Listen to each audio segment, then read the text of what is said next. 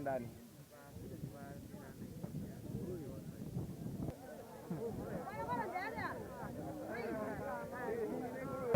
Kama mtu anataka kutupa kichwa yake asimame hapa.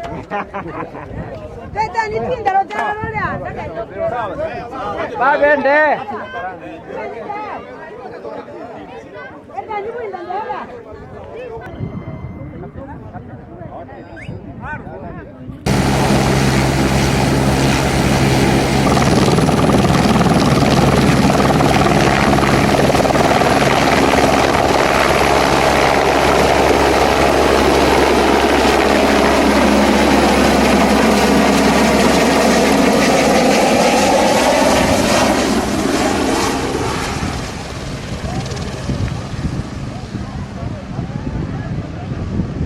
We are fortunate to have rescued a baby elephant that's 3 to 4 weeks old in a place called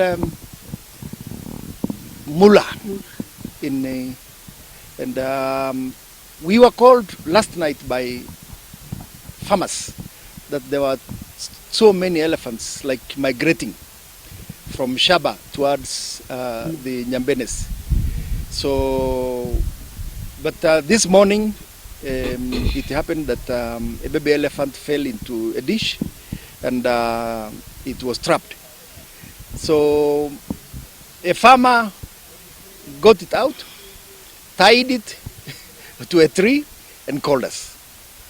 And so we had to call a vet doctor plus a helicopter to take it all the way to the elephant orphanage in Nairobi. That's the only rescue center for elephants now.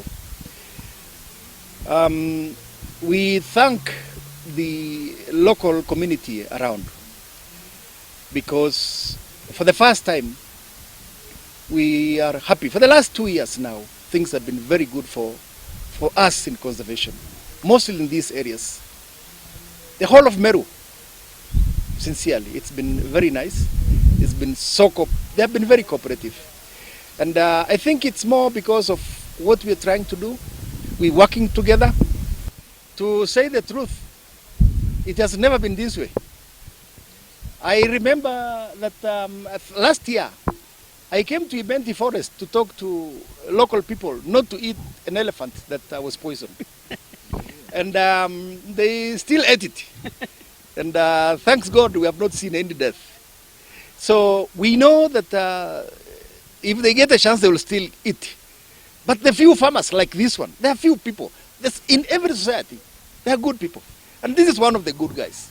And you know, it's a lesson. It's a lesson to everybody else. That it's not about meat, it's about conservation.